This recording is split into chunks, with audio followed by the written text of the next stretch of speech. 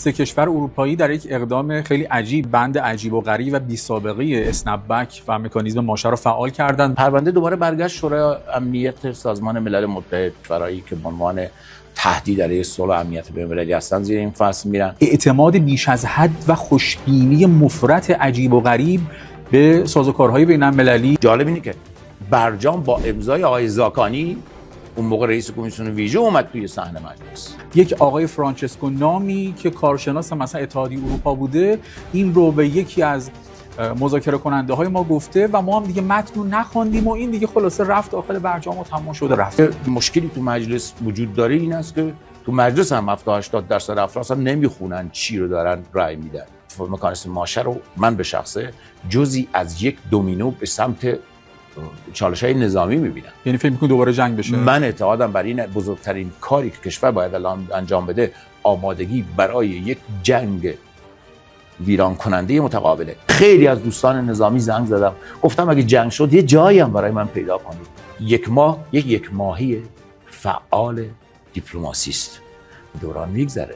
حتما این دوران هم خواهد گذشت. این مقدار کیاست می‌خواد. اول دفتر به نام ایزد دانا، صانع پروردگار و حی توانا. بسم الله الرحمن الرحیم. عرض سلام و ادب و احترام خدمت شما بینندگان برنامه روند. امیدوارم که حالتون خوب باشه. از اینکه ما رو برای دیدن انتخاب کردید بسیار از حسن نظر شما سپاسگزارم. در خدمتتون هستیم با قسمت سوم از مجموعه برنامه‌های روند، برنامه‌هایی که اختصاص داره به بررسی روند حاکم بر عرصه سیاست خارجی و داخلی جمهوری اسلامی ایران. با اساتید و نخبگان صحبت می‌کنیم ببینیم که در روزها، هفته‌ها و ماه‌ها و سال‌های آتی چه وضعیتی برای عرصه سیاست خارجی جمهوری اسلامی ایران پیش خواهد آمد و چه تبعاتی برای عرصه سیاست داخلی ما خواهد داشت. امیدوارم که تا پایان همراه ما باشید. امروز افتخار دارم در خدمت یکی از اساتید دانشگاه، چهره‌های ناماشنای عرصه سیاست، آقای دکتر حشمت الله فلاحت پیشه باشم. ایشون عضو هیئت علمی گروه علوم سیاسی دانشگاه علامه طباطبایی هستند. برای من افتخاره که با ایشون هم کلام خواهم شد. آقای دکتر فلاحت پیشه عزیز، سلام بر شما. خیلی ممنون که دعوت برنامه روند رو اجابت کردید. به نام خدا، بنده خوشحالم خدمت شما جناب آقای دکتر هستم و دانشیان عزیزی که این برنامه رو شکل دادن. سپاس فراوان. اگر موافق باشید سریع بریم بحثمون رو آغاز بکنیم. در خدمتم. آقای دکتر اگر موافق باشید از آخرین تحولات شروع بکنیم. همونطور که تقریبا پیش بینی میشد، سه کشور اروپایی در یک اقدام خیلی عجیب، هرچند که خودشون هیچ گونه تعهدی به شروط و مفاد برجام نداشتند، اون خلاصه بند عجیب و غریب و بی سابقه اسنپ بک و مکانیزم ماشه رو فعال کردند و 30 روز به ما فرصت دادن که اقداماتی رو انجام بدیم، وگرنه احتمالاً تحریم‌های شورای امنیت که در قالب برجام اصطلاحاً ویور شده بود، لغو شده بود، دوباره برخواهد گشت. خب اتفاق عجیب و غریب این مکانیزم بی سابقه‌ای هم که حالا به اذعان آقای دکتر ظریف بر اساس یک غفلت مذاکره کنندگان متوسط شخصی به نام آقای فرانچسکو در این توافق تعبیه شده بود به کار افتاد و طرف مقابلی که هیچ گونه تعهدی به برجام نداشت حالا ما رو به نقض برجام محکوم کرده و متهم کرده و احتمالاً تحریم‌ها برخواهد گشت. حضرت عالی چگونه تحلیل می‌کنید این مکانیزم رو و چه پیش بینی می‌کنید؟ آیا تحریم‌ها برخواهد گشت؟ ببینید، به طور طبیعی میدونید پرونده به جایی رفت که نباید میرفت. خب معمولاً وقتی که ما در مورد تحلیل سیاسی از این سوال میشه، مثل دکتر اورژانس انگار که یک بیماری رو آوردن، دیگه باید نپرسیم که کجا رفته و چه اتفاقی افتاده. یه دکتر باید تلاش خودش رو بکنه که بهترین نسخه رو بده و بهترین وضعیت رو تشریح کنه. ببینید واقعیت قضیه این است که پرونده ایران در یک سراشیبی افتاد و به جایی رفت که نباید میرفت. الان مثلا دوستان دارن میگن آقا اتفاقی نمیفته. اینجوری نیست. پرونده دوباره برگشت شورای امنیت سازمان ملل متحد و به عبارتی برگشت زیر فصل 7 منشور ملل متحد که این فصل معمولا کشورهایی که به عنوان تهدید علیه صلح و امنیت بین‌المللی هستن زیر این فصل میرن.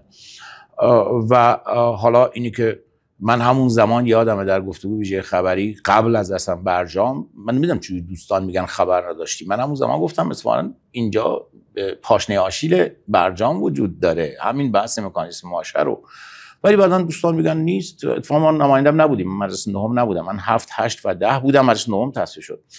ولی میخوام بگم که با همه این شرایط بازم میشد به گونه عمل کرد که مجموعه تهدیدها علیه ایران یک دست نشن. الان مجموعه تهدیدها علیه ایران، آمریکا، اسرائیل، اروپا، همه اینا با هم یک دست شدن، خیلی از اختلافاتشون در مورد ایران کنار گذاشتن و این شرایطی است، یعنی بنیان سیاسی موضوع مکانیسم ماشینه و بعدم رفت. و ببینید من جالبه مثلا بعضی میگن آقا آمریکا اصلا طرف ما نیست، واقعا اینجوری نیست. الان همین امروزی که من دارم با شما صحبت میکنم، نمیدونم که پخش میکنید، سخنگوی وزارت خارجه گفتش که بدون در واقع با نظر آمریکا بود که سه کشور اروپایی برجام رو در واقع مکانیسم ماشه رو اجرا کردن. از ابتدا مشخص بود اصلا برجام و موضوع هسته‌ای دو تا طرف اصلی داره که ایران و آمریکا هستن. این دو طرف به نظر من فرصت سوزی های متقابلی شکل گرفت که در موضوع ایران هم دیدید که ما دو تا فرصت سوزی بزرگ در احیای برجام شکل گرفت، در سال آخر دولت روحانی و در سال اول دولت رئیسی، و بعد از اون سلسله سراشیبی تحولاتی که ربط نداشت ولی ربط پیدا کرد، مثل تحولات بعد 7 اکتبر که عملاً مشخص بود که این تهدید در راستای یک برنامه اسرائیلی و نتانیاهو داره میاد. همین شرایط هر جایی میشد در واقع این شرایط رو کنترل کرد ولی نشد و کار به اینجا رسید. آقای دکتر عزیز، من چون به هر حال توی برنامه دانشگاهی است میخوام اجازه یه مقدار جدا از سایر مصاحبه‌ام صحبت کنم. من به شخص معتقدم ما الان با دو تا راهبرد کلان در موضوع ایران و طرفهای مقابل مواجه هستیم. در یک سمت نوعی اکتیو رئالیسم یا رئالیسم در واقع فعال رو داریم که من اولین بار دارم اینو به کار میبرم. حالا بعضا ما اصطلاحاتی به کار میبریم، دوستان میگن مال ما بود بعداً. مثلا من همون زمان در مورد روسیه و چین هم گفتم عصر مناسبات در راهبردی گذشته عصر تنوع مناسباتی است.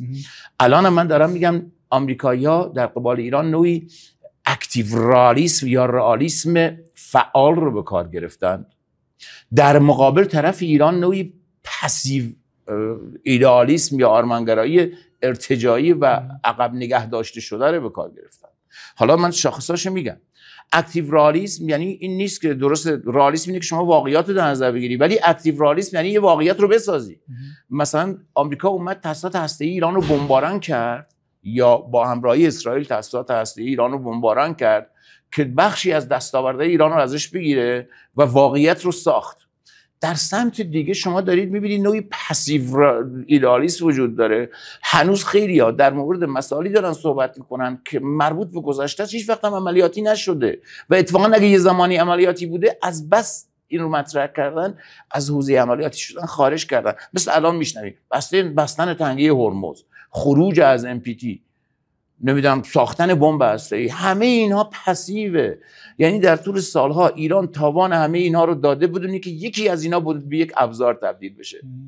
مثلا زمانی تنگه هرمز که آقایون اولین بار گفتن میبندیمش، 80% نفت و گاز دنیا از اینجا میرفت، در واقع 70-80%. الانی که دارن صحبت میکنن چیزی حدود 20% نفت و گاز دنیا میره، تازه 84% میره برای شرق آسیا.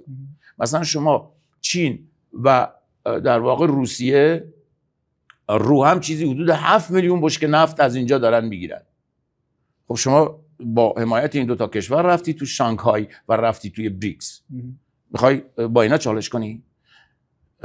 لذا پسیو به این دلیله که یه زمانی اینها شاید ابزاری هم اگه بود که من همون زمانم معتقدم اینا بهانه‌هایی بود که برای ایران مشکل درست کرد.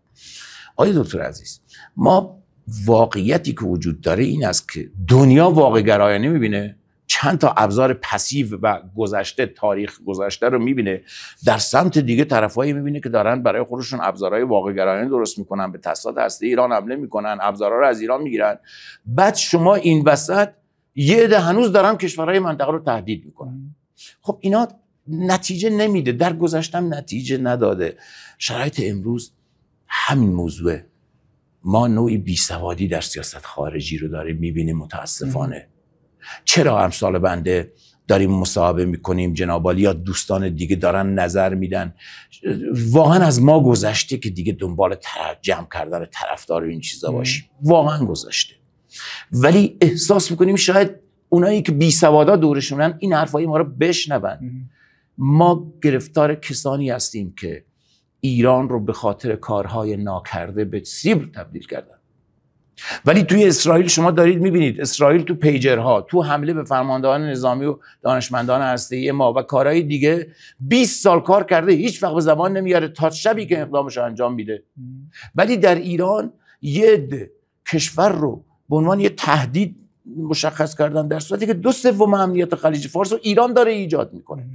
در طول این مدت ایرانی‌ها برای امنیت هزینه دادن، ولی اینجوری به عنوان یک تهدید متاسفانه کشور شکل میگیره. و الان عرض کردم مکانیزم ماشه اجرا شده، 1 ماه فرصت وجود داره، مثل همون بیمار اورژانسی که اومده. به هر حال ما اینجاییم، شما میپرسید تشریح کنیم. من معتقدم این بدترین وضعی است که در طول برجام اومده شکل گرفته، ولی در مورد راهی برون رفته شاید بتونیم با هم صحبت کنیم. بله بسیار عالی، متشکرم. آقای دکتر وقتی که در مورد پسیو ایدالیست صحبت کردید، یعنی آرمانگرایی منفعلانه یا مثلا برخی بیسوادی ها در عرصه سیاست خارجی، ممکنه که بینندگان ما ذهنشون بره به این سمت که ما نمونه این آرمانگرایی منفعلانه رو در سیاست خارجی دولتی دیدیم که خودش در حقیقت مجری برجام بود. یعنی در حقیقت اعتماد بیش از حد و خوشبینی مفرط عجیب و غریب به سازوکارهای بین‌المللی، به آمریکایی‌ها، به اروپا، صراحتاً گفتن این که مکانیزم ماشه فعال نخواهد شد، مکانیزم ماشه کارایی نخواهد داشت، و بعد بیان اعتراف بکنن که مثلا در روز آخر توافق یک آقای فرانچسکو نامی که کارشناس مثلا اتحادیه اروپا بوده این رو به یکی از مذاکره کننده های ما گفته و ما هم دیگه متن رو نخوندیم و این دیگه خلاصه رفت داخل برجام و تمام شده رفت. به همین راحتی، به همین ساده انگاری مفرط. یا کسانی که میگفتن ما زبان دنیا رو بلدیم، ما دیپلماسی بلدیم، چنین و چنان. شاید بینندگان بگن که این مصداق یک آرمانگرایی افراطی و پسیوه که شما یک نگاه فانتزی به عرصه سیاست بین الملل دارین، اعتمادهای بیجا، اعتماد به سازوکارهای بین المللی، به حقوق بین الملل، در حالی که شما وسط مذاکره هستین و مورد حمله قرار میگیرین. حالا که واقع گرایان روابط بین الملل این نوع نگاه ها رو نمیپسندن، بر نمیتابن. یا مثلا در حالی که شما میبینید که آژانس بین المللی انرژی اتمی صراحتاً اطلاعات شما رو به کشور غیر عضو داده، آقای گروسی کاملا مشخصه و اسنادش موجوده که اطلاعات ما رو به رژیم داده، ولی همچنان مثلا آقای دکتر ظریف در قالب طرح مناره‌ای که با آقای بهاروند ارائه دادن، ایشون پیشنهاد میکنه که دوباره ما در قالب مثلا نظارت‌های آژانس فعالیت بکنیم. آقای دکتر فکر نمی‌کنید که اینها مصداق یک آرمانگرایی منفعلانه است که با واقعیات نظام بین‌الملل که داره آمریکا بر اساسش عمل میکنه، اروپا، چین، روسیه بر اساسش عمل میکنه، اینها هست که خیلی فاصله داره؟ و بعد این حالا در مورد میخواید این سوال جواب بدیم، بعداً در مورد طرحایی هم که میشه. بله درسته، شما درست میفهمید. عرض کردم من همون روزا الان هست مثلا توی صحبت‌ها، توی مسابقه که اون موقع تو رسانه‌ام میرفتم، تحت اونان پاشنه آشیل ازش یاد کردن. و حتی بعد به ویژه وقتی که تو مجلس رفت، تو مجلس که ما نبودیم، مجلس نهم، میدونید یه کمیسیون ویژه شکل گرفت. معمولا برای مسائل خاص کمیسیون ویژه شکل میگیره. شما طرح‌های و لوایح عادی که میاد میره تو کمیسیون مربوطه مینویسن، کمیسیون اصلی مثلا کمیسیون امنیت ملی و سیاست خارجی، کمیسیون فرعی هم مشخصه تو دستور قرار میده.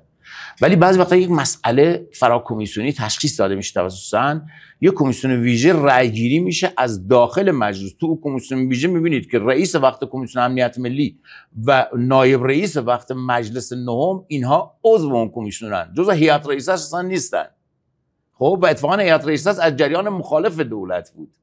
هم دولت وقت که امضا کرد و پاشنه آشیل برجام امضا کرد و هم کمیسیون ویژه‌ای که اینو تصویب کرد و در مجلس نهم به تصویب رسید. چون میدونیم میگن 20 دقیقه‌ای نه، 20 دقیقه‌ای نبود، همین شبکه خبر پخش کرد.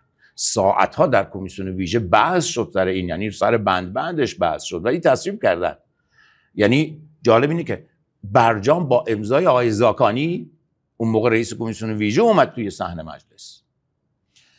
همه اینا باید پاسخ بدن. بالاخره خب یه مشکلی تو مجلس وجود داره، این است که تو مجلس هم 70-80% افراد اصلا نمیخونن چی رو دارن رأی میدن. همین کارم توی دولت وجود داشت. دولت هم باید پاسخ بده. مگه میشه؟ اصلا این قابل قبول نیست کسی بیاد بگه آقا یه فرانچسکو نامی. من یادم اون موقع دقیقاً یادمه یه جلساتی مطرح شد، یکی از اعضای تیم مذاکره کننده این جمله رو گفت ما کلمه به کلمه برجام رو با شورای عالی امنیت ملی و تمام مسئولان کشور کلمه به کلمه ما اینو چک میکنیم و بعد میریم بحث میکنیم. یعنی این صحبت ها خب خیلی ها اینجا مسئولیت ها زیاد شده، یعنی همه باید پاسخ بدن. به هر حال کشور خیلی تاوان داد، یعنی توی این مدت همه تخلف کردن ولی هیچ کسی به خاطر تخلفش به صورت عملی تنبیه نشد، غیر از ایرانی که تخلف نکرده بود تنبیه شد. هم جنگ، حمله به تاسیسات هسته‌ای و هم الان مکانیزم ماشه، یعنی هم چوب و هم پیاز هر دو با هم. خب اینا باید پاسخ بدن و البته توی مجلس هم به هر حال کمیسیون ویژه تصویب کرده، اونا هم باید پاسخ بدن. خب شما دیدید ندیدید چه بحثایی صورت گرفته؟ این یک قسمت. لذا خدا را شکر بنده ای که جز هیچ دولتی نبودم، هیچ منصبی تو دولت نداشتم، 4 دورم فقط رأی ملت رو داشتم، جز هیچ لیستی من نبودم. هر کی میگه دروغه، یعنی اگه کسی پول از جریانی گرفت جز اون جریانه. خب اینو دارم عرض میکنم، تا چیزی هم برای مهمه منافع ملی است. الان میخوام عرض کنم که مجموعه اینها کشید به جایی که الان مکانیزم ماشه در واقع اجرا شده و اون چیزایی که شما عرض کردم ببینید موضوع جنایی نکنید، خواهش میکنم. مثلا من الان میومدم یه چیزی رو دیدم توی کانالی، دیدم طرف میاد با افتخار میگه که فلان نماینده 1 نفر جلوی احیای برجام رو گرفت و با افتخار میگه. من اون فلان نماینده رو یه مقدار برم عقب، چجوری نماینده شد؟ اون شخص اومد توی سخنرانیش هست، اومد یک دروغی گفت که اون دروغ هزینه دیپلماسی رو برد بالا، یعنی دست دیپلمات‌ها رو لرزون. اونجا گفت آقا به عنوان ضمیمه برجام لیست 37 فکر کنم 37 سردار سپاه رو دادن که سر اینا رو ایران بفرسته برای آمریکا یا بکشه، که نفر 7مش شهید سلیمانیه. با این دروغ هم رفت تو مجلس و الان هم تو مجلسه و جز مثلا رفیقش میگه با افتخار این جلوی احیای برجام رو گرفت. من میگم خیانت کرد، قطعا خیانت بوده هر کسی جلوی احیای برجام رو گرفته، که من معتقدم چرا جلوش گرفته شد. یه بار در سال آخر دولت آقای روحانی که گرفتار به اصطلاح محافظه‌کاری خود دولت روحانی و بازی جناحی رقیب شد، یه بارم که روسوفیل ها فدای جنگ اوکراینش کردن. خب اینا همه اینا رو با هم ببینیم و هر کسی باید پاسخگو باشه. ببین آقای دکتر عزیز، ما که الان اصلا مردم براشون مهم نیست کی مقصره، مردم همه کسانی که بودند رو مسئول وضع کنونی میدونن و من معتقدم که همه باید در دادگاه منافع ملی پاسخ بدن. کسانی که به اشتباه اومدن قرارداد بستن، کسانی که غفلت کردن تو قرارداد، یا کسانی که حتی مانع تنش-زدایی کشور شدن. آقای دکتر من الان میومدم جالب بود، این کاغذ یادمه، این یه چک نویسه. من معمولا اصلا کاغذ دست نمیگیرم. یه چک نویس شب قبل یه سخنرانی داشتم توی اتاق ایران، روز سه‌شنبه قبل جنگ، پنجشنبه جنگ شد. اینجا 3 تا عامل رو گفتم اگه چی بشه به کجا میانجامه. گفتم که اگر تو این مرحله این مذاکرات به توافق نرسه قطعا جنگه. روز سه‌شنبه اون موقع تو این مملکت مسئله اصلی شده بود سگ‌گردانی و همونجا هم تو سخنرانی من گفتم سخت نیست، شما میتونید بعداً ببینین رو. و جنگ شد، یعنی مشخص شد که دقیقاً این دومینوی و متاسفانه اشتباهات کشور رو به جنگ میبره و همونجا هم جمله هم هست جنگ رفوزگی سیاستمدارانه. کشور نباید اجازه میدادن، مسئولان نباید اجازه میدادن کشور شاید جنگ بشه. جنگ شد و الان هم در این شرایط ما به سر میبریم. به هر حال واقعیتی که وجود داره این است که باید از این شرایط خارج شد. دنبال این ما باید راجع به این صحبت کنیم، چگونه از این شرایط ما بتونیم خارج شیم. خیلی متشکرم. بینندگان عزیز همچنان با شما هستیم با برنامه روند. فرصتی میگیریم دوباره برمیگردیم و صحبتامون با آقای دکتر فلاحت پیشه ادامه خواهیم داد. همچنان بیننده روند هستید. صحبت می‌کنم با آقای دکتر حشمت الله فلاحت پیشه، عضو هیئت علمی گروه علوم سیاسی دانشگاه علامه طباطبایی. ممنون که بیننده گفتگوی ما هستید. آقای دکتر، همونطور که فرمودید بهتره بریم سراغ آینده، ببینیم که چه کار باید بکنیم. بحث‌های گذشته رو خیلی‌ها مطرح کردند. خب وضعیت به گونه‌ای هست که الان مکانیزم ماشه فعال شده، تقریبا 30 روز ما فرصت داریم، ولی حالا خیلی هم نمیشه خوشبین بود که از طرق دیپلماتیک به نتیجه رسید. به هر حال این مسیر رو ما داشتیم طی می‌کردیم که جنگ هم شروع شد.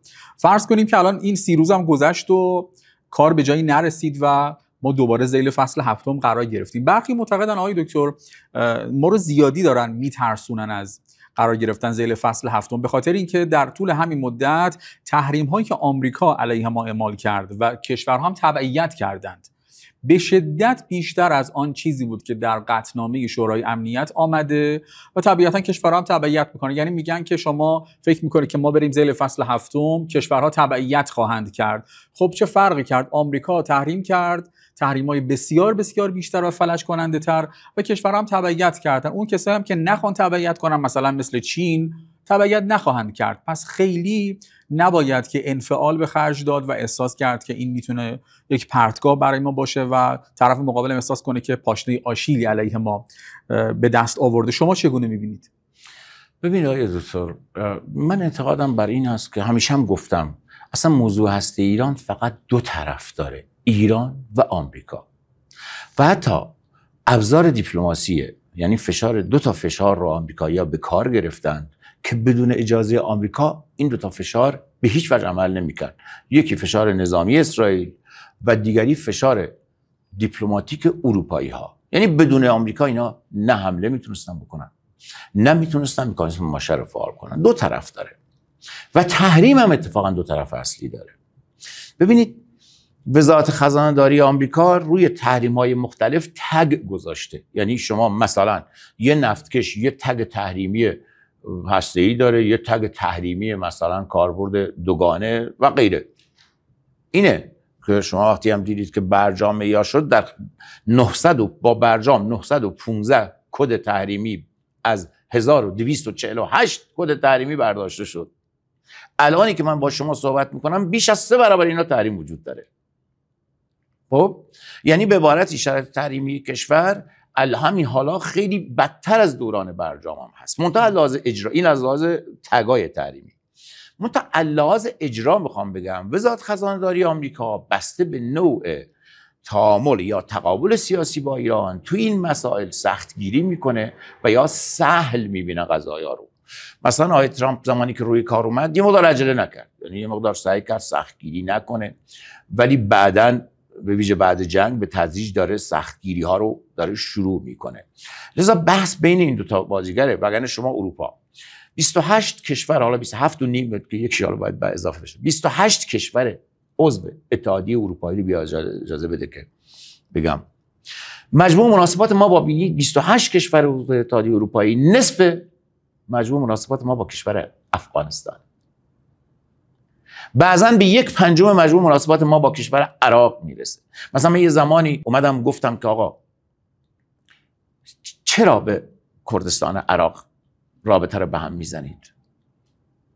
70-80% تجارت ما، تجارت پرسود ما که حدود 90% سود ایرانه به کردستان عراق انجام میشه، که فقط با کردستان عراق شما بیش از چند برابر مجموع مناسباتت با در واقع کشورهای اروپایی داری کار میکنی. و زمانی هم که رئیس کمیسیون بودم 28 سفر مرزی رفتم، 9 سفر خارجی رو کنسل کردم، رفتم تمام مرزها رو گشتم. یه طرحی هم دادم، متاسفانه مسئولین اون کسایی که باید روی این طرح نظر میدادن و نظر اونا صائب بود اجازه ندادن که ما ببینیمشون. طرحی بود تحت عنوان ایجاد مسئولیت از تحریم در مرزها و عرض کردم که اصلا شما اگر این 15 تا مرز رو بیایی فعال کنید، خدا شاهده بسیاری از تحریم ها رو راحت شما ناکار کردید. لذا میخوام اینو عرض کنم، الان وزارت خزانه داری آمریکا در واقع حتی اگر فعال بشه، یعنی باز هم ایران به شرایط قبل از برجام باز نمیگرده. اصلا دنیا دنیای هژمونی نیست که آمریکایی‌ها فکر می‌کردن. البته دنیا دنیای معامله‌گری است. خب پس دلیل نگرانی چیه از فعال شدن مکانیزم ماشه؟ دلیل نگرانی این هست که من فکر می‌کنم مکانیزم ماشه رو من به شخصه جزئی از یک دومینو به سمت چالش‌های نظامی می‌بینم. یعنی فکر می‌کنی دوباره جنگ بشه؟ من اعتقادم بر این بزرگترین کاری که کشور باید الان انجام بده آمادگی برای یک جنگ ویران کننده متقابله. پس چرا فکر می‌کنید خروج از NPT دیگه راهکار مناسبی نیست؟ ببینید اون شما این برمیگرده به اون موضوعی که من عرض کردم. شما خودت رو به عنوان یک کشور یاغی در مقابل جامعه جهانی نباید قرار بدی. من میگم خروج از NPT این کارو میکنه. آقای دکتر ما که به اون حمله شد که نه اجازه بدید. خروج از NPT این کارو میکنه. یه زمانی شما الان ایران کشور منزوی است. یه زمانی همین حملات آمریکا رو هم شما میتونید اقامه حقوقی کنید. شما الان رو میبینید میگید بله حمله نظامی شد و کارهای دیگه شد، اسرائیل حمله کرد. وظیفه معاونت حقوقی در واقع وزارت خارجه و ریاست جمهوری اینه که اینا همین حالا کل ادله رو جمع کنن و یک زمانی شما با این ادله حقوقی ملت رو میتونید احیا کنید، منتها نه در زمان انزوا. آقای دکتر 60,000 نفر تو غزه کشته شدن، کی میخواد اقامه؟ من مدافع غزه نیستم. اجازه بدید من مدافع ملت ایرانم. چرا؟ در موضوع غزه اجازه بدید من اگه قصد نکنید دارم عرض میکنم. من عرضم اینه که شما نمیتوانید در شرایطی که با اسرائیل جنگ دارید و حتی با آمریکا نمیتونید کشور رو منزوی کنید، کشور رو تبدیل کنید به تهدیدی علیه جامعه جهانی. خب NPT، خروج از NPT یعنی ما داریم بمب میسازیم. خب کشور دنبال بمب نیست، اگه بود میساخت. یعنی کشور اگه دنبال بمب بود که میساخت. خب چرا نساخت؟ الانی که خود آقای وزیر خارجه میگه تاسیسات هسته‌ای ما به شدت آسیب دیده، شما دنبال بمب میخواید برید؟ وقتی که ما دنبال بمب نیستیم، خروج از NPT یک خودکشی است. یعنی جامعه جهانی به جامعه جهانی میگی با این تاسیسات ویران شده ما دنبال بمبیم. و وقتی که بعضی از آقایون میان میگن آقا تنگه هرمز رو میبندیم، یعنی شرق آسیا رو، چین، روس. ببین شرق آسیا که داریم میگیم فقط یه نخست وزیر یا یه رئیس جمهور، رئیس حزب کمونیست نیست که دستور بده با شما کار کنه. بسیاری شرکت‌های خصوصی هستن که اونا هم از شما دیگه دارن میترسن، میگن این که راه تنگه هرمز خودش داره میبنده. اینا رو باید ببینیم. 84% نفت و گاز منطقه خلیج از هرمز داره میره برای شرق آسیا. یک کشور امضا کننده مکانیزم ماشه رو به من بگید که تو شرق آسیاست. همه تو اروپا، آمریکا. اصلا جالبه مجموع واردات نفت آمریکا و تمام اتحادیه اروپا از تنگه هرمز 900,000 بشکه است، به 1 میلیون نمیرسه. خب حتی روسیه رو میخوام بهتون بگم. روسیه که تحریم شد، همین نفت تحریم شدهش رو که به اروپا میرفت 74% رو حاضر نیست از تنگه هرمز رد کنه، داره از باب المندب رد میکنه. ببین این آماراست با ما صحبت میکنه، نه شعارها. ما باید بر اساس آمارها سیاست ریزی کنیم، نه بر اساس شعارها. خب توی همچین شرایطی من میگم آقا خروج از NPT، ادعای ساختن بمب، ادعای تهدید دیگر کشورها، ادعای بستن تنگه هرمز ما رو از اینی که هست بیشتر منزوی میکنه. پس چه کنیم آقای دکتر در مقابل فعال شدن مکانیزم ماشه؟ به نظرتون بدیلش چه خواهد بود؟ یعنی چه کار باید انجام بدیم؟ بدیل مکانیزم ماشه ببینید، البته من عرض کردم سوالاتی از من میکنید، شاید من تنها کسی باشم که حق داشته باشم بگم آقا من دیگه پاسخ نمیدم. چرا؟ چون در طول 10 سال، 10 سال زیاد به عقب برنمیگردم، حداقل در طول 7-8 سال اخیر هیچ وقت به نظرات امثال ما گوش نشد. هر وقت گفتیم وقت احیاس، کسی به ما گوش نداد، بلکه به علیه ما توهین شد، به دادگاه معرفی شدیم. هر وقت گفتیم فلان سیاست اشتباهه، به ما گوش داده نشد. و الانی که همه کارا رو خراب کردن، شما به عنوان یک استاد دانشگاه از من میپرسید، فقط به حرمت استاد دانشگاهی شما اون چیزی که به ذهنم داره میرسه میخوام بگم، وگرنه شاید اگر دل در گرو این مملکت نداشتیم میگفتیم آقا به ما چه یکی دیگه خراب کرده. من به شخص اعتقادم بر این هست که در شرایط کنونی ما باید مذاکراتمون با آژانس احیا کنیم، همون آژانسی که کلی ازش انتقاد داریم. برای اینکه آژانس محکوم نکرد. همه اینا رو من علیه آژانس صحبت کردم. همین روسی دوگانه عمل کرد، میتونست جلوی جنگ رو بگیره ولی دنبال روی سیاستمداران جنگ طلب غربی و اسرائیلی شد. ولی الان من معتقدم در حوزه کارشناسی یه طرح ابتکاری نیازه که در قالب این طرح ابتکاری توی این توافق بیاد که حقوق هسته‌ای ایران به عنوان یک عضو NPT به رسمیت شناخته بشه و بعد از اون اقدامات صیانتی در مورد ایران دیده بشه و یه زمینه برای کار بیاد. یعنی ببینید شما نظامیان که عرض کردم بنده جنگ رو الان 80% بیشتر از دیپلماسی احتمال جنگ میدم. همین حالا معتقدم 80% احتمال جنگ بیشتر از دیپلماسیه.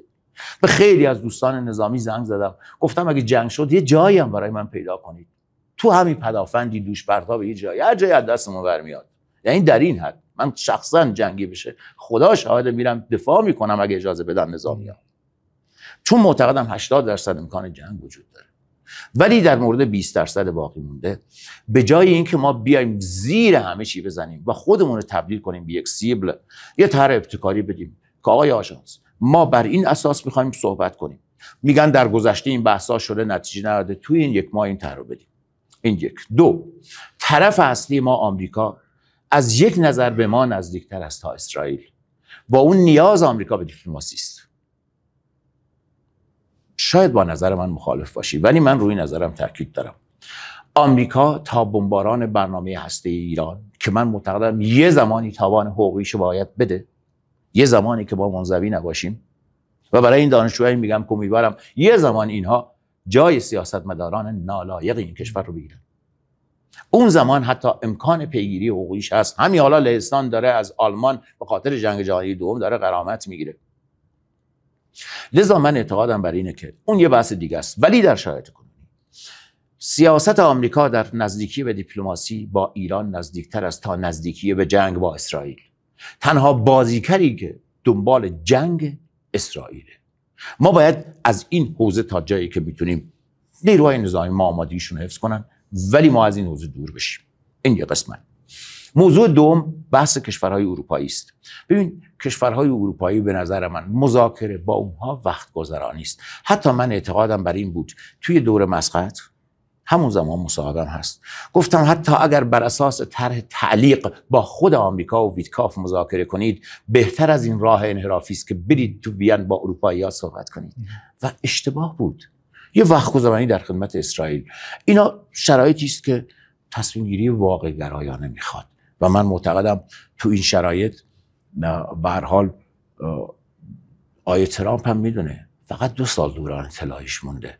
4 تریلیون دلار قرارداد در منطقه بسته که اگه جنگ بشه نه از طرف ایران، خود به خود جنگ آتیشش منطقه رو میگیره.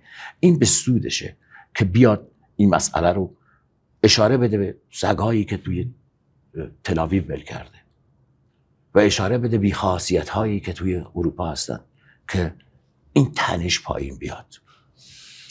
چرا مکانیزم ماشه رو اجرا کردن؟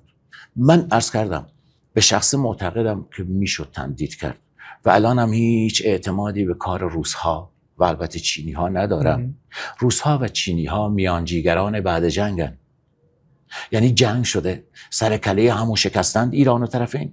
روس‌ها و چینی‌ها نقش میانجیگر بعد جنگ رو بازی میکنن و نونشو میخورن. تنها کاری که وجود داره این است که ترامپ هم نیازمند یک ساختار امن در منطقه است. ما در قالب یه طرح امنیت منطقه‌ای است که شروعش منافعمون در بحث هسته‌ای است، میتونیم طرح ابتکاری رو پیش ببریم. از لحاظ اقتصادی فکر می‌کنید اگر مکانیزم ماشه فعال بشه و دیگه دوباره ما برگردیم ذیل تحریم‌های سازمان ملل، آیا اوضاع اقتصادیمون بدتر خواهد شد؟ با توجه به اینکه خودتون گفتیم ما خیلی ارتباطی با اروپاییان نداریم یا مثلا نفتشون خیلی از منطقه خلیج فارس رد نمیشه. تمام کشورهای اروپایی از بعد برجام تمام تحریم‌های آمریکا، یعنی مازاد بر 1248 تحریم برجامی رو اضافه کردن و اجرا کردن. بعضیاشو خودم شاهد بودم دیگه. من در زمان رئیس کمیسیونی رفتم نروژ. 1 میلیارد یورو نروژ قرار شد سرمایه گذاری در ایران بکنه. قبل بعد جزء 70 میلیاردی بود که ایران و اروپا بعد برجام بسته بود. من رفتم نروژ خودم. دیدم تنها چیزی که اینا تحویل میدن یه لبخند چه عرض کنم سردی است که هیچ کاری دست ما نیست. یعنی شما حدود 80 میلیارد یورو قرارداد بستی، شما که میگم ایران با اروپا، که کاش با خود آمریکا میبست. من همون زمان مصاحبه‌ام هست گفتم با خود آمریکا ببندید. یه نظام سرمایه‌داری نظامی است که هر گونه رفتار سیاسیش یک پروتکل یا یک متمم اقتصادی هم داره. یعنی یک سیاستمدار میگه بقای این سیاست هم اینقدر پول میارم، نظام سرمایه‌داری است. کاش همین 80 میلیارد یورو رو با خود آمریکا میبستن. ترامپ به راحتی خارج نمیتونست بشه، چون 4 تا شرکت میومدن میگفتن ما ضرر دادیم. با اروپایی بستن که 1 سنتش رو اجرایی نکردن، آب باریکه اینستکس هم اجرایی نکردن. مثل کشورهای بی‌خاصیت. من رفتم خودم دنبال کردم و حتی از زمانی که ترامپ رأی آورد دیگه معدود کارهایی هم که می‌خواست صورت بگیره همه اینها دوباره از بین رفت. لذا میخوام اینو بگم، من کاملا موضعم رو جدا کنم از کسایی که تحریم و مکانیسم ماشه رو کاغذ پاره میدونن، موضعم رو جدا کنم. اصلا اینجوری اعتقاد ندارم، ولی اعتقادم بر اینه که اگر در داخل یک سازوکار بودجه‌ای زمان تحریم شکل بگیره، به این ریخت و پاش‌های بودجه‌ای پایان بدن، میشود دورانی رو سپری کرد که به هر حال کشور بتونه از موضع بدون ضعف اقتصادی مذاکره کنه. ببین در حوزه نظامی که عرض کردم تقسیم بندی کنیم، حوزه نظامی یک دفاع برای جنگ 100%، چون من معتقدم 80% امکان جنگ هنوز جدی است. 2 در حوزه اقتصادی، بازگشت به یک اقتصاد دوران تحریم عملیاتی. یعنی اینی که شما خیلی از بودجه‌ای الان وجود داره که رئیس جمهور بالاخره بعد 1 سال گفت، پارسال باید میگفت وقتی که رئیس جمهور شد، بعد 1 سال گفت بودجه عملیاتی، ولی همین 1 سال خیلی ریخته پاش شد. این بودجه غیر عملیاتی قطع بشه، داده بشه به ملت، این کار بیاد صورت بگیره. 3 ابتکار دیپلماتیک، با یه سری ابتکارهای دیپلماتیک، با دیپلماسی عمومی خوب. چرا من میگم در هیچ جای دنیا دیپلماسی عمومی به اندازه ایران ول نیست.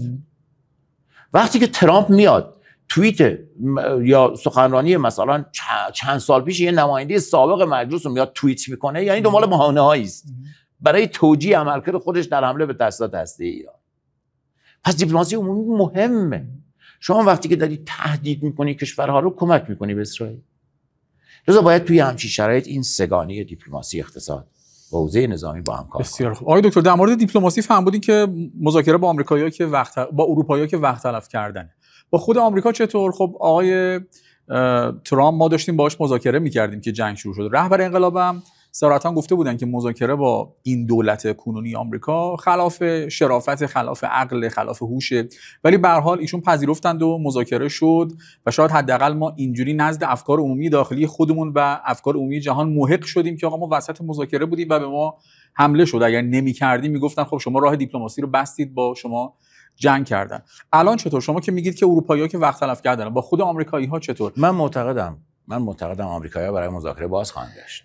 آقای دکتر عراقچی هفته پیش بود فکر می‌کنم میگفتن که نزدیک 2 هفته است که آمریکایی‌ها دیگه هیچ سیگنالی برای مذاکره نمی‌فرستن. به نظر من آمریکایی‌ها برای مذاکره باز خواهند گشت. یعنی آقای ترامپ کمتر از بعضی طرف‌های دیگه برای مذاکره عجله نداره. یعنی عجله ایشون هم زیاده، چون عرض کردم ایشون هم منافع آمریکا رو گیر می‌بینه. ایشون هم میدونه جنگ دوم یک جنگ آخر زمانی خواهد شد.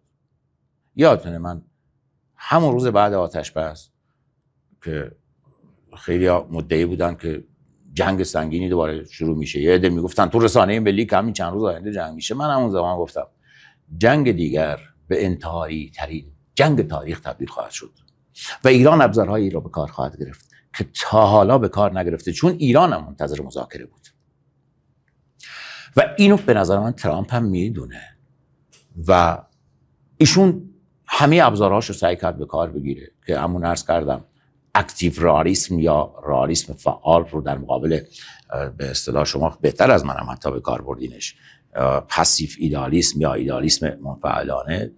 ایشون سعی کرد که حمله نظامی که صورت داد به تأسیسات هسته‌ای و به عبارتی به اسرائیلیا گفت که تنها حوزه چالش من با ایران موضوع هسته‌ای است و سعی کرد دیگه وارد سایر چالش‌های نظامی اسرائیل نشه. که عرض کردم این یه بحثی که در آینده قابل پیگیری است، حتما اسنادش رو باید آقایون جمع کنن، ولی بعد از این آخرین ابزارها که تنها ابزاری بود که مانده بود مکانیزم ماشه، این هم سعی کرد همراه کنه، ولی خیلی دوست داشت که اوکراین رو جمع‌بندی کنه و بعد از این موضوع ایران رو در یک محاصره استراتژیک موضوع ایران رو با اقتدار حل کنه. ولی توی اوکراین هم فعلا دچار مشکل شده و هرچه مشکلش در اوکراین بیشتر بشه، به نظر من در این حوزه در حوزه‌های دیگه مجبور بیشتر برای مذاکره پا پیش بذاره. ولذا من معتقدم آمریکایی‌ها هم دارن زمان رو دست میدن و آنها برای مذاکره باز خواهند گشت. در این مدت ایران با سازوکارهای بین‌المللی مثل آژانس در قالب اون طرحی که عرض کردم، موضوع ام پی تی هستیم، در قالب این طرح آژانس میاد میتونه مذاکره کنه که حقوق ام پی تی ایران رسمیت شناخته بشه و یه مذاکره شکل بگیره که به هر حال در دلش جنگی وجود نیاد. و موارد از این نوع ایران باید این کارا رو صورت بده. میشد تمدید کرد، تمدید نشد، ولی تو این یک ماه یک ماهی فعال دیپلماسی است. من معتقدم تهدیدات متقابل شاید تو حوزه‌های مختلف کسایی کاراشو انجام، مثلا حوزه نظامی میتونه کارشو انجام بده. به هر حال در حوزه نظامیان ما باید آمادگی داشته باشن که اگه جنگی شکل بگیره حتما پایگاه‌های آمریکا هم درگیر بشه. خب اینا باید هدف گذاریشون پایگاه آمریکا هم باشه و مانورش هم میتونن بدن، حتما باید این کارو بکنه نظامی. ولی در حوزه سیاسی پیام‌هایی که داده میشه به نظر من پیام‌های دیپلماتیک باید بشه. ممنونم آقای دکتر. بینندگان عزیز، با شما همراه خواهیم بود. استراحت کوتاهی کنیم، برمیگردیم و دور آخر صحبتمون با آقای دکتر فلاحت پیشه رو ادامه خواهیم داد. همچنان بیننده روند هستید. صحبت می‌کنیم با آقای دکتر حشمت الله فلاحت پیشه، عضو گروه علوم سیاسی دانشگاه علامه طباطبایی. بخش پایانی صحبت‌های ما رو میشنوید. آقای دکتر، برخی از دانشمندان واقع‌گرای روابط بین‌الملل مثل آقای کنت والز که فوت کرد چند سال پیش، واقع‌گرا در واقع، بله، واقع‌گرایان ساختاری، یا مرشایمری که الان زنده و سرحال و مدام مصاحبه میکنه، هر دو به نوعی معتقد بودن که ایران باید آزمایش اتمی انجام بده. آقای کنت والز در سال 2012 یک یادداشتی منتشر کرد که چرا ایران باید به بمب دست پیدا کنه. ایشون استدلالش این بود که موازنه قدرت در منطقه غرب آسیا یا خاورمیانه به نفع رژیم صهیونیستی به هم خورده، چون تنها دارنده بمب ایران اگر که آزمایش بکنه این موازنه برقرار میشه. آقای مرشایمر هم توی صحبت‌های اخیرش گفت با توجه به که ایران مورد حمله قرار گرفته، الان برای بازدارندگی باید سلاح اتمی را آزمایش بکنه. در داخل هم برخی معتقدن که با توجه به اینکه بازدارندگی منطقه‌ای ما تضعیف شده، حزب الله تضعیف شده، حماس تضعیف شده، ما سوریه را از دست دادیم، ما مدت‌ها بازدارندگی رو در قالب عمق راهبردی تعریف کرده بودیم، معتقد هستن که الان ما برای اعاده بازدارندگی چاره‌ای نداریم جز اینکه بریم سراغ آزمایش اتمی. نظر شما چیست؟ ببینید، من اعتقادم بر اینه که به هر حال کنت والز و مرشایمر دارن در مورد بمب اتمی ایران صحبت میکنن. خب اینا هر دو در حوزه نظریه پردازی است. من در حوزه سیاسی میخوام عرض کنم. ببینید، من معتقدم تاوان کارهای ناکرده رو نباید داد. یه مسئله‌ای که تو ایران وجود داره این است که در ایران تاوان کارهای ناکرده داده میشه. خب ایران تمام شرایط لازم برای تولید بمب اتم رو داشت. نه تمام شرایطش رو. به راحتی ایران میتونست بمب اتم درست کنه. نوع موشکایی که ایران تولید کرده شاید پیشرفته ترین موشکای دنیا برای حمل کلاهک هسته‌ای رقابت میکنه. ولی سیاست کشور نبود. یعنی اگر سیاست کشور تولید بمب اتم بود حتما بمب اتم ساخته میشد. ولی من بحثم اینه، وقتی که سیاست کشور نیست و این رو میگید، اون موقع کشور تاوان میده و بهانه دست کسایی مثل ترامپ و نتانیاهو میدید. ببین ترامپ الان هنوز داره توجیه جمع میکنه برای حمله به تأسیسات هسته ایران. من گفتم میاد مثلا یه صحبت چند سال پیش یک کسی که یه زمانی مسئول بود و الان نیست رو میاد توییت میکنه، تو سوشال خودش میزنه تحت این عنوان که بله ایرانی‌ها خودشون گفتن دنبال بمبیم، برای اینکه توجیه کنه. شاید اونم میدونه که مستندات حقوقی زمانی میتونه به جنگ آمریکا بیاد، چون خلاف مقررات آژانس 1/5 کل بازرسی‌های عمر آژانس تو ایران بوده. شوخی نیست اینا. از میان همه اعضا 1/5 کل بازرسی‌ها تو ایران بوده و خود آقای گروسی هم گفته آقا ما استناد داریم، ایران مثلا تو بمب نرفته و جالب تو همین برجامی که الان معتقدن مکانیسم ماشه طبق برجام احیا میشه، اولین بندی که بسته شد پی ام دی یا ابعاد نظامی احتمالی بود، بسته شد. پس شما نمیتونید، همه اینا یه زمانی تبدیل به ادله میشه و ایران میتونه خسارت بگیره از آمریکا. منتهرز کردم دوران انزوای ایران باید بگذره. خب توی همچین شرایطی من عرضم اینه، بعضیا که دارن میگن که آقا بمب اتم نیاز و فلان، مثلا بعضیا اصلا هیچ جایگاهی تو شورای امنیت ملی که مقولای کلان اونجا هست، اونجا باید تصمیم گیری بشه، نداشتن، ولی میگفتن بعد همه اینا میشد یه بهانه. همین حالا اگه ایران میخواد بمب هسته‌ای درست کنه، خب اعلام کردنش خلاف همین مقرراته که رضا من معتقد اصلا دنبالش نیست. به ویژه تو همه کشورهای طرف برجام نزدیک، کدوم کشور با ما بیشتر این کارو داره میکنه الان؟ روسیه است دیگه. رئیس جمهور ایران به ایشون زنگ زد هفته پیش، گفت آقا ما دنبال بمب نبودیم، نیستیم و نخواهیم بود. یعنی آقای پزشکیان برای پوتین داره اینو میگه، نه دیگه برای فقط آمریکا و اروپا. روس‌ها هم به شدت مخالفن که ما آزمایش کنیم. قطعاً اینجوری است. ببینید روس‌ها برای قابلیت‌های مختلف ایران یه حد و مرز گذاشتن، به همین دلیل خیلی از تسلیحاتشون رو به ما ندادن. توی همچین شرایطی من میگم پس ما داریم تاوان کارهای ناکرده رو میدیم.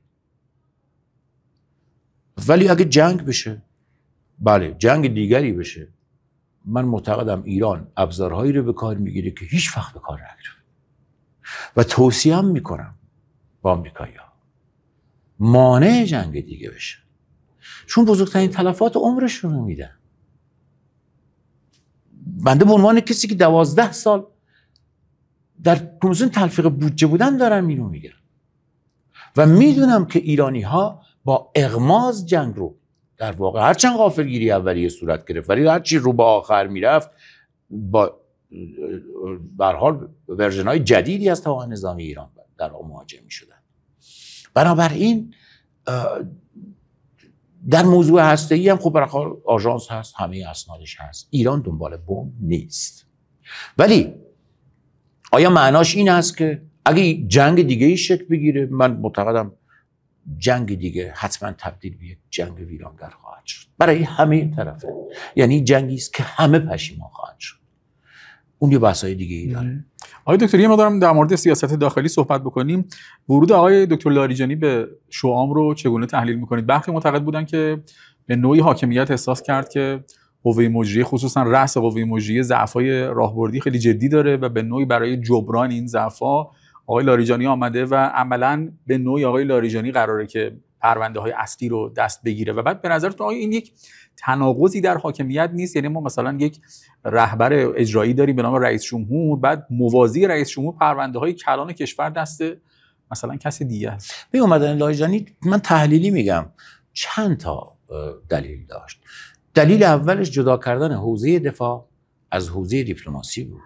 یعنی حوزه شورای دفاع شبیه زمان جنگ شکل گرفت که اینها اصلا دیگه در قید و بند مذاکرات دیپلماسی نیستن، تمام ابزارهای لازم برای جنگ کاملا محتمل رو شکل بدن و همین حالا مشغولن. یعنی الان در حوزه دفاع آفن، پدافن، آخرین ابزارهایی که پشیمان کننده است برای طرف‌ها رو در حوزه دفاع ایران داره انجام میده و کار خوبی هم.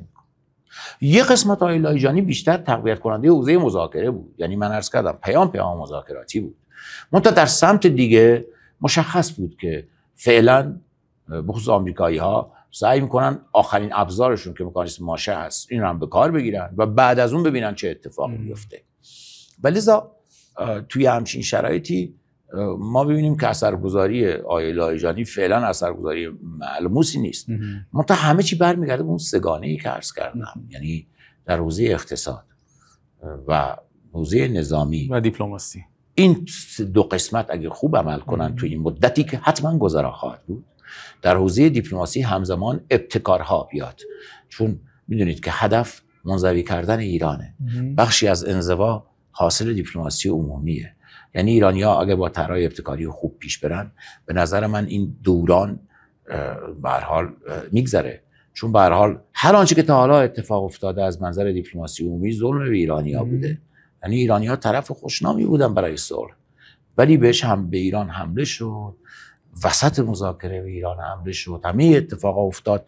اینا مواردی است که من معتقدم این موج زودگذر قدرت اگه بگذره که من معتقدم در نهایت ثروت میاد این قدرت رو محدود میکنه، ثروت خود آمریکایی‌ها، یعنی همین حالا آمریکایی‌ها احساس میکنن دچار زیان دارن میشن. این یه بخشه. یه بخش دیگه هم منطقه است. منطقه با یه سگ هار مواجه شده. یعنی دیروز اسرائیل رسما اعلام کرد که تأسیسات اطلاعاتی ترکیه در سوریه رو بمباران کرده. یعنی اسرائیل اینه. اسرائیل براش هیچ کشوری دوست نیست. به سوریه حافظ اسد و بشار اسد حمله کرد، به سوریه جولانی هم هنوز داره حمله میکنه. یعنی احساس ناامنی که نتانیاهو ایجاد کرده بیش از هر کشور دیگه برای اسرائیلی هست و تا زمانی که نتانیاهو در اسرائیل وجود داره و البته تا زمانی که این جریان هریدی وجود دارن، من معتقدم اسرائیلی‌ها روی آرامش به خودشون نمیبینن و همین حالا درسته در غزه و اینا اینجوری داره کشتارهای داره صورت میگیره، ولی بعد از غزه بزرگترین مرگ‌ها مال اسرائیله. همین حالا بزرگترین مرگ‌ها هنوز تعدادش روی اسرائیل داره شکل میگیره. بسیار عالی. آقای دکتر، سیاست هسته‌ای ما رو بعد از جنگ چگونه تحلیل می‌کنید؟ ببینید همه معتقدن که ما الان وارد دورانی شدیم به نام ابهام هسته‌ای. یعنی از یک طرف دقیقاً مشخص نیست که چه میزان خسارت به تأسیسات ما وارد شده. آقای وزیر خارجه مصاحبه میکنن میگن که ما خیلی خسارت دیدیم و دیگه ممکنه تا چند وقت نتونیم غنی سازی کنیم. از طرف دیگه گزارشاتی میاد حتی از طرف غربی ها مبنی بر اینکه عملاً حمله آمریکا به فوردو خسارت آنچنانی نداشته، تأسیسات فوردو سالمه، ولی مشخص نیست که کشور قراره چه کار بکنه. برخی از دانشمندان یا اساتید و سیاستمداران هم میگن که بهتره که ما دیگه عطای غنیسازی رو به لغاش ببخشیم، یعنی دیگه صرف نمیکنه. چقدر کشور هزینه کنه برای غنیسازی؟ ما این همه هزینه دادیم، آخرش هم که جنگ شد مگه ما چقدر قرار از این مثلا تولید انرژی بکنیم؟ صرف نمیکنه، دیگه غنیسازی رو تعطیلش کنیم. حتی برخی از اساتید مثلا اسم برام حتی آقای دکتر علی اکبر صالحی، من صراحتا از ایشون شنیدم که میگفتن دیگه صرف نداره غنیسازی، بیش از این روش ما هزینه بدیم. ولی خب به هر حال به نظر نمیرسه که خیلی ما بتونیم سیاست ابهام هستی رو ادامه بدیم. یا باید مشخص کنیم که ما میخوایم برنامه‌مون رو تداوم بدیم، چگونه میخوایم تداوم بدیم، یا اگر کاملا دست کشیدیم از برنامه اتمیمون طبیعتاً باید مشخص بشه. شما به نظرتون باید چه کار کرد؟ آیا غنیسازی همچنان میتونه خط قرمز ما باشه یا باید ازش بگذریم؟ به چه ترتیب؟ ببینید، من به شخص معتقدم اگه جنگ 12 روزه چند برابرم پیش میرفت، یعنی چند برابر ادامه پیدا میکرد، به هیچ وجه آمریکا و اسرائیل نمیتوانند جلوی ساخت بمب هسته‌ای در ایران رو بگیرن. یعنی اگه خواست بمب هسته‌ای باشه، ولی در ایران خواستی برای بمب هسته‌ای وجود نداره. واقعا ایرانیان نمیخوان کره شمالی بشن. دلایل دیگه ای داره. یعنی آمریکا، اون چیزی که اشتباه بزرگ ترامپ این بود که یه سری سیاست‌های جهانی آمریکا رو در خدمت یه سری چالش‌های غیر قابل رفع اسرائیل قرار داد. این یه واقعیتی است که وجود داره و بهتره در نهایت آمریکایی بیان پای مذاکره، و پای مذاکره که بیان اون موقع تو NPT. ببین نمیشه یک عضو NPT رو محروم کرد از در واقع حقوق هسته‌ای خودش. حالا در مورد زمانش میشه صحبت کرد. شما میتونید بیاید مثلا روی زمانش، مثل همون طرحی که قبل از به هم خوردن مسقط در واقع مطرح بود، اونجا طرح تعلیقی بود، از 3 تا 5 سال میشه صحبت کنیم. آقا شما میگید بله مثلا تعلیقات صورت بگیره، ایران در حوزه‌های مختلف کارشو انجام بده. نمیشه ریشه کند کرد. ببینید اون موقع اصلا عرض کردم ایران مثل قذافی و لیبی نیست. من لیبی رفتم بعد از اینکه کل تأسیسات هسته‌ایش رو بار کرد با کشتی آبما فرستاد برای آمریکا. تأسیسات چند تا تأسیساتی بود که در حد شاید 2-3 تا از سوله‌های ایران بیشتر نبود. ولی من فقط اینو بگم، مثلا ما فقط در عراق 32 نوع تولید صورت می‌گرفت و الان هم در جای مختلف پراکندگی‌های و عمق و پراکندگی‌های زیادی ایران در صنعت هسته‌ای داره. کلی هم هزینه داده و به ویژه اینکه پاک هم هست. خیلی از خریداران درخواست کننده های تولیدات غیر نظامی ما خود اروپایی‌ها بودن اون موقع. یعنی من رفته بودم تو عراق، بروشوراشو دیدم. خب توی همچین شرایطی یه مقدار ذهنمون از این مقطع بحرانی خارج کنیم، من معتقدم با مذاکره بر سر یه سری مقاطع زمانی میشه این حقوق رو حفظ کرد. نمیشه حق هسته‌ای رو از ایرانی‌ها گرفت. حالا اینی که دوستان الان میگن بیخیالشی، من بعید میدونم خدای صالحی که خودش هم زحمت کشیده از صنعت هسته‌ای حاضر باشه که این همه صنعت هستی کشور تا شاید شما 700 رشته علمی، فناوری، صنعتی، کشاورزی، پزشکی، همه اینا به گونه‌ای وصل هستن. خب همه اینا رو ایران نمیتونه وصل. اون موقع هرچی نفت میفروشیم باید بدیم برای این فناوری‌ها تا فناوری های تکنولوژیک از کشورهای دیگه بخریم. خب بارها اینا نکردن این کار رو. مثلا 20% رو چرا ایران تولید کرد؟ چون آرژانتین به ما سوق نداد با اشاره آمریکا. اینا کارهایی است که من معتقدم که بدون این که به جنگ برسیم میتونیم با مذاکره این مسائل رو حل کنیم. سوال آخرم آقای دکتر، وضعیت خودتون فرمودید که خیلی بغرنجی داریم و باید از این وضعیت بگذریم. شاید یکی دو سال خیلی بحرانی ما داشته باشیم و حساس. آرایش نیروهای سیاسی رو چگونه می‌بینید؟ به نظرتون آیا وضعیت به گونه‌ای هست که ما بتونیم با یک اتحادی، با یک وفاقی، هرچند که شعارش خیلی داده میشه، رد کنیم؟ از این طرف مثلا ما بیانیه اخیر جبهه اصلاحات رو داریم که اولا تجویز تسلیمه، از یک طرف دیگه خب جریانات تندروی مقابل که مثلا آقای روحانی مثلا آقای ظریف میگن اشعث ابن قیس فلان تو صدا و سیما. به نظر میرسه آقای دکتر حتی بعد از گذشت 46 سال هنوز ما به یک وفاق و اجماع نخبگانی نرسیدیم. هنوز دعواها و نقارهای عجیب درون جناحی و سیاسی داره کشور رو آزار میده.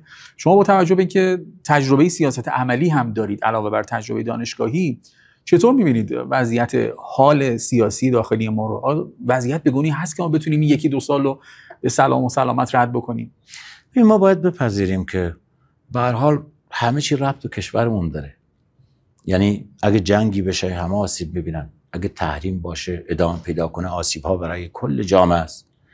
این واقعیتی است. منتها این وفاق باید بر اساس یه منطقی شکل بگیره. هیچ جای دنیا به اندازه ایران سازوکار قانونگذاری و تصمیم گیری سیاست خارجی مبتنی بر وحدت به اندازه ایران نداره.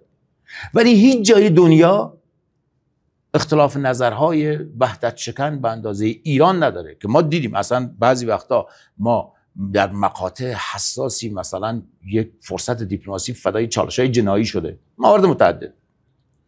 خب این ضعفه. مثلا شما دارید مقوله‌های کلان سیاست خارجی شورای عالی امنیت ملی اونجا تصمیم میگیره.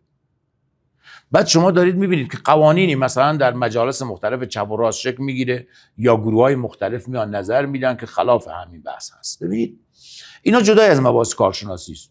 یعنی ببین من الان 7 سال تو مسئولیت نیستم، به عنوان کارشناس اون چیزی که به ذهنم میرسه رو دارم میگم دیگه. حالا امیدوارم فکر میکنم که خوبه.